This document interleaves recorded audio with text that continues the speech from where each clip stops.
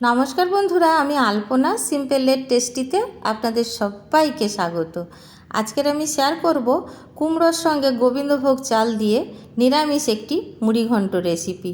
আমার চ্যানেলে নতুন বন্ধু হলে আমার চ্যানেলটিকে সাবস্ক্রাইব করে পাশে থাকার অনুরোধ রইল। অলরেডি যে বন্ধুরা আমার পাশে আছেন তাদেরকে জানাই অসংখ্য ধন্যবাদ। মুড়িঘণ্ট বানাবার জন্য এখানে আমি কুমড়ো নিয়েছি। পাকা কুমড়ো নিতে হবে, আর খুব সুন্দর যাতে রং থাকে আর মিষ্টি থাকে। কুমড়োটা 1 কিলো 250 ওজন আছে। আমি একটু ছোট বড় করে কেটে নিচ্ছি যাতে আমি 500 গ্রাম নিতে পারি। একটু কম বেশি হলে কোনো অসুবিধা নেই। কুমড়োটা কেটে নিয়ে আসছি।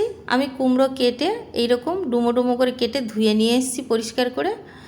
আর এখানে আমি আলু একই সাইজে ডুমো করে কেটে নিয়েছি। 2টো ছোট আলু আমি এখানে নিয়েছি, আর 2 টেবিল চামচ গোবিন্দভোগ চাল নিয়েছি। এই চালটা দিয়ে আজকের মুড়িঘণ্ট হবে। ধুয়ে আমি জল ঝরতে রেখে দেব। গ্যাস জ্বালিয়ে কড়াই বসিয়ে দিয়েছি। 1 টেবিল চামচ দেশি ঘি দিয়ে দেব। ঘিটা একটুখানি গরম হওয়ার সাথে সাথে কিছুটা কাজু আর কিশমিশ ভেজে নেব। সুন্দর রং এসে গেছে, কিশমিশগুলো খুব সুন্দর ফুলে গেছে। এখন তুলে নেব। আমি এখানে একটু কম কাজু কিশমিশ দিয়েছি। আপনাদের যদি হাতের ধারে বেশি থাকে আর একটু বেশি দেবেন, দিলে খেতে ভালো লাগবে। একই ঘিয়ের মধ্যে এখন চালটা আমি যে জল ঝরিয়ে রেখেছিলাম ধুয়ে দিয়ে দিলাম। চালটা ভাজতে ভাজতে একেবারে ডাবল হয়ে যাবে এবং মুড়ির মতো দেখতে হবে। ভাজতে ভাজতে এইরকম হয়ে গেছে, দেখুন বন্ধুরা, একদম মুড়ি হয়ে গেছে। এখন আমি রেডি হয়ে গেছে, তুলে নেব। এই মুড়িটা দিয়ে আমরা মুড়িঘণ্ট বানাবো। দেখুন, এখন রেখে দিয়ে এখন কড়াইতে আমি আরও 2 টেবিল চামচ ঘি দিয়ে দেব। এই রান্নাটা সম্পূর্ণ ঘি দিয়ে বানাবো। গরম মশলা ফোড়নে দিলাম 2টো এলাচ, 1টা দারচিনির টুকরো আর 4টে লবঙ্গ। এখানে 2টো শুকনো লঙ্কা, 1টা তেজপাতা দিলাম, 1 চায়ের চামচ সাদা জিরা গোটা দিয়ে দিলাম। একটু নাড়াচাড়া করে নেব। লো ফ্লেমে রেখে দিয়েছি মশলাটা দেবার সময়, নইলে পুড়ে যেতে পারে। এখন আমি দিয়ে দেব আলু। আলুগুলো দিয়ে মশলার সাথে খুব ভালো করে কষে নেব বা ভেজে নেব।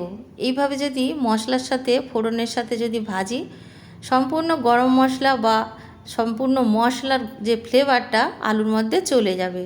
2 মিনিট আলুটা ভেজে নেবার পরে 1 চায়ের চামচ আদা বাটা দিয়ে দিলাম। আদা বাটাটা দেওয়ার পরে 1 মিনিট আমি নাড়াচাড়া করে নেব। 1 মিনিট নাড়াচাড়া করে নেবার পরে 4টে কাঁচা লঙ্কা চেরা করে দিয়ে দিয়েছি, আর কুমড়ো দিয়ে দিলাম। কুমড়ো দেওয়ার পরে 3 থেকে 4 মিনিট ভাজতে সময় লাগবে।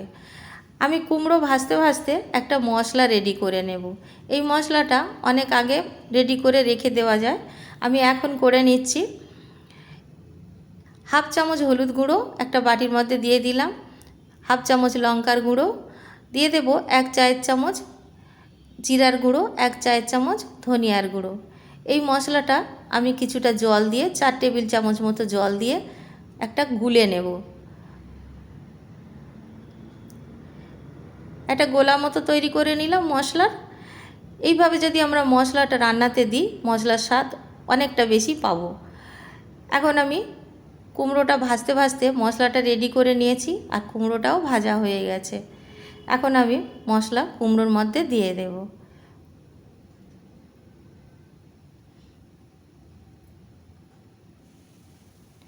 মশলাটা দেওয়ার পরে আবারও নাড়াচাড়া করতে হবে, খুব ভালো করে কষে নিতে হবে। কষতে কষতে যখন এইরকম একদম শুকনো হয়ে যাবে, তখন আমি ফুটন্ত গরম জল দিয়ে দেব। এই রান্নাতে কিন্তু গরম জল ব্যবহার করতে হবে, ঠান্ডা জল ব্যবহার করা যাবে না। কেন কি এখানে গোবিন্দভোগ চাল দেওয়া হবে, তাহলে কিন্তু অন্যরকম টেস্ট হয়ে যাবে, একটু পাঞ্চা হয়ে যাবে। তাই ফুটন্ত গরম জল দিতে হবে। এখানে সব মিলিয়ে আমি 3 কাপ ফুটন্ত গরম জল দিলাম। দিয়ে দেব স্বাদ অনুসারে লবণ। ভালো করে মিশিয়ে নেব তরকারির সাথে লবণটা, এইভাবে নাড়াচাড়া করে, আর ঢাকা দিয়ে দেব। ঢাকা দিয়ে আমি 4 মিনিট সেদ্ধ হতে দেব।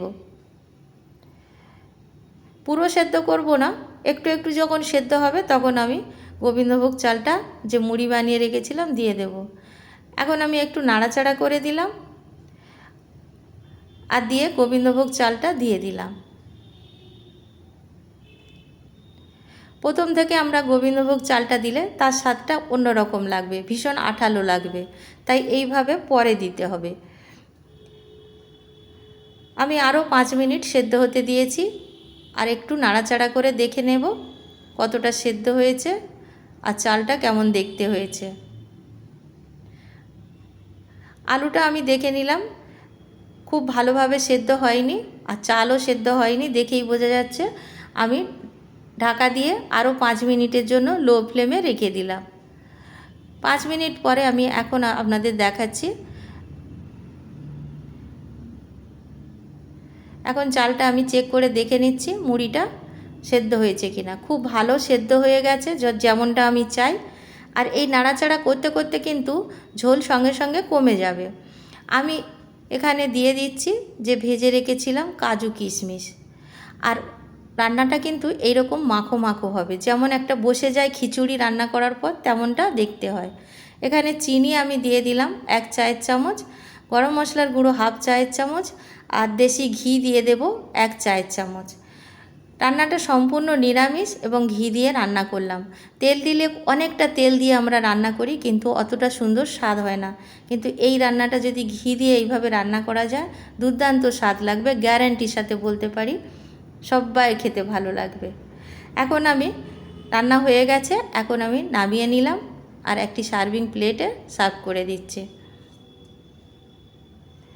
বাড়িতে বানাবেন, কেমন লাগলো কমেন্ট করে জানাবেন। লুচি, রুটি, পরোটা, ভাত বা শুধু শুধুও খেতে দারুণ লাগবে। আমাকে কমেন্ট করে জানাবেন কেমন লাগলো। রেসিপি যদি ভালো লাগে লাইক করবেন, শেয়ার করবেন, আর নতুন বন্ধু হলে সাবস্ক্রাইব করতে ভুলবেন না যেন। আজকের এই পর্যন্ত, দেখা হবে পরের ভিডিও নতুন কোনো রেসিপির সাথে। সুস্থ থাকবেন, ধন্যবাদ, নমস্কার।